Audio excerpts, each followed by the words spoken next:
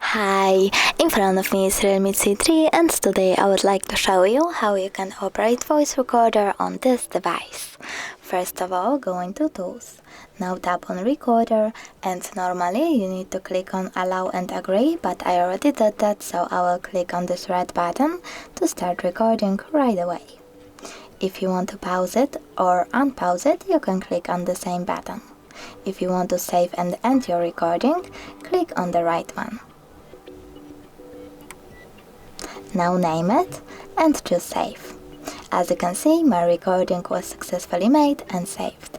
If you want to delete it, all you need to do is hold it, click Delete at the bottom right corner and choose Delete all recordings. Thanks so much for watching. If you enjoyed this video, smash that like button, comment and subscribe. Bye!